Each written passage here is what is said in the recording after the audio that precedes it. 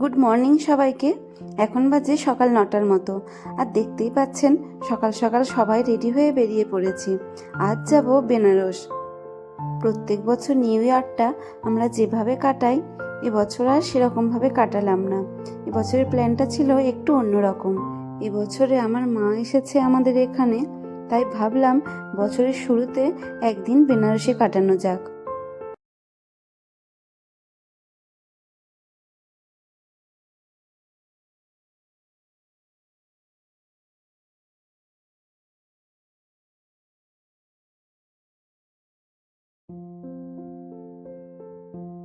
আমাদের এখান থেকে বেনারসের দূরত্ব প্রায় 190 থেকে 200 কিলোমিটারের কাছাকাছি।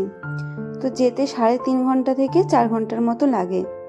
এই সময়ের মধ্যে অবশ্য রেস্ট নেওয়া, খাবার খাওয়া, আর সব থেকে বড় সুবিধা হলো আমরা যে পাহাড়ি রাস্তা দিয়ে যাই সেখানে একদমই জ্যাম হয় না, পুরো রাস্তাই ফাঁকা থাকে, সেজন্য আরও তাড়াতাড়ি পৌঁছে যেতে পারি। আর এখন বাজে দুপুর 12টার মতো। আর দেখছেন কি পরিমাণে কুয়াশা পড়েছে, চারিদিকে কিছুই দেখা যাচ্ছে না।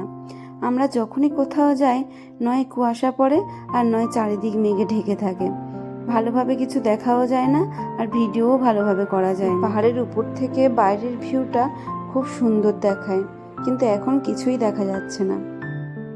আর এরই মধ্যে আমরা রাস্তার ধারে নেমে পড়েছি একটি ধাবাতে খাবার খাওয়ার জন্য। তো আমাদের আজকের আগে থেকেই প্ল্যান ছিল ভেজ কিছু খাবো, কারণ বেনারস যাচ্ছি তো ননভেজ খাওয়ার তেমন কোনো ইচ্ছা ছিল না। আর তার উপর আমরা ভেবে রেখেছিলাম আজ রাতে গিয়েই পুজোটা দিয়ে দেব, তাই আর ননভেজ কিছু খাবো না। আর সেই সাথে সাথে এরকম যে একটা ধাবা পেয়ে যাব এতটাও আশা করিনি।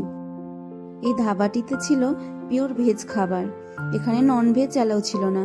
আর ধাবাটির নাম ছিল হরে কৃষ্ণ ধাবা। আর এত সুন্দর সাজানো ধাবা আমি এর আগে কখনো দেখিনি, দেখে সত্যি দারুণ লাগলো। আর এখানকার খাবারগুলিও ছিল অসাধারণ খেতে। তবে এটা ঠিক, অন্য ধাবার তুলনায় এই ধাবাতে খাবারের রেটগুলি অনেকটাই বেশি ছিল। সে যাই হোক, খাবারগুলি সত্যি মুখে লেগে থাকার মতো ছিল। তারপর আমরা আরও কিছুটা গিয়ে অসাধারণ একটি জায়গা দেখে নেমে পড়লাম গাড়ি থেকে। কিন্তু সমস্যা একটাই ছিল, এত পরিমাণে কুয়াশা পড়েছিল যে ফটো তুলতে পারছিলাম না আর ভিডিও বানানো যাচ্ছিল না। অবশেষে আমরা পৌঁছে গেলাম বেনারস। আর এরপরে আমরা হোটেলে যাব। হোটেল আমাদের আগে থেকেই বুক করা ছিল, তো হোটেলে একটু ফ্রেশ হয়ে বেরোবো বেনারস ঘাট যাওয়ার জন্য।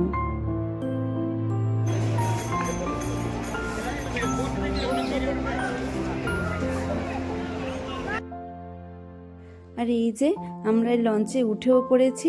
আপাতত 2-3 ঘন্টা আমরা এই লঞ্চেই কাটাবো। সব লঞ্চগুলি মোটামুটি ভরেও গেছে। আর কিছুক্ষণের মধ্যে এখানে গঙ্গা আরতি শুরু হবে, যেটা দেখার জন্য সব জায়গার মানুষ এখানে ছুটে আসে। बनने का दुख, ये सारे दुख राम नाम से काटे जाते हैं। तो कैसे काटे जाते हैं आप सबको बताते हैं। মোটামুটি সন্ধেও হয়ে গেছে।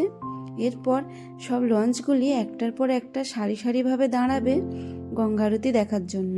আমরা অবশ্য এর আগেও একবার গঙ্গা আরতি দেখেছি, প্রায় 2.5 থেকে 3 বছর আগে। তখন বাবু ছিল 1 বছরের বাচ্চা, ওকে নিয়ে আমরা বেনারস ঘুরতে এসেছিলাম।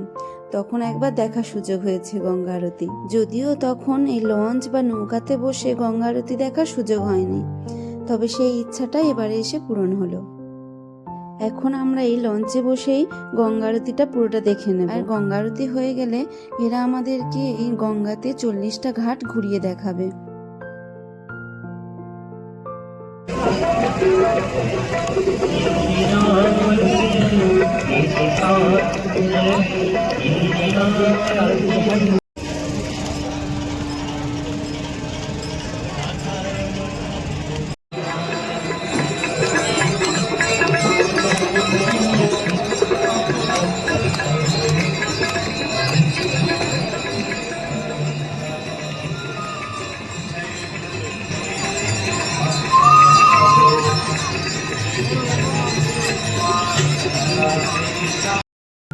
গঙ্গা আরতি হয়ে গেছে। এরপর আমাদেরকে প্রত্যেকটা ঘাট ঘুরিয়ে দেখাচ্ছে আর প্রত্যেকটা ঘাটের নামও বলে দিচ্ছে। রাতের অন্ধকারে গঙ্গার চারিদিকে এত লাইট ঝলমল করছে, এসব দেখে দেখে যেতে কি যে ভালো লাগছে কি আর বলবো। আর হ্যাঁ, আরও একটা কথা বলা হলো না, এই লঞ্চ থেকে আমাদেরকে প্রত্যেককে একটা করে লাইফ জ্যাকেটও দেওয়া হয়েছিল। তবে অনেকে পরেও ছিল, আবার অনেকে পরেও নি। আর এখন আমাদের পাশ থেকে যেটা যাচ্ছে এটা ছিল বিশাল বড় একটি লঞ্চ, আর এর মধ্যে অনেকগুলিই রয়েছে যেগুলি হোটেলের পার্সোনাল, আর সেগুলি দেখতেও বেশ সুন্দর। তবে তার ভাড়াগুলিও সেরকম বেশিই হবে।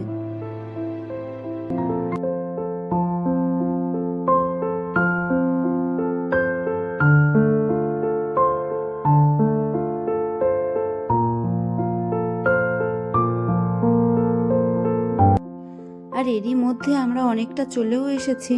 আর এদিকে এসে দেখছি এখানে এখনো গঙ্গা আরতি চলছে, তবে এখানে অনেকটাই পরে শুরু হয়েছে গঙ্গা আরতিটা। এই লঞ্চে বসে চারিদিক দেখতে দেখতে কিভাবে এতটা সময় কেটে গেল বোঝাই গেল না। এরপর আমরা ওখান থেকে ফিরে মন্দিরে পুজো দিয়ে দিয়েছিলাম। তবে এই সময় খুব একটা ভিড় ছিল না, তাও আমাদের 1.5 ঘন্টা থেকে 2 ঘন্টা সময় লেগে গেছিল। আর পুজো দেওয়ার পরে মন্দিরের ভিতরেই একটি ফুড কোর্ট ছিল, সেখানে আমরা রাতের খাবারটা খেয়ে নিয়েছিলাম। আর এখন বাজে রাত 11টা, তাও এত রাতেও এখানে কীরকম ভিড় দেখুন। আর এখন এখানে বেশ ঠান্ডা, আমরা আর এত রাতে ঘোরাফেরা করব না, এবারে গুটি গুটি পায়ে হোটেলের দিকে রওনা দেব। আর আমার আজকে এই ভিডিওটা যদি ভালো লেগে থাকে ভিডিওটি একটি লাইক করে দেবেন। Bye bye.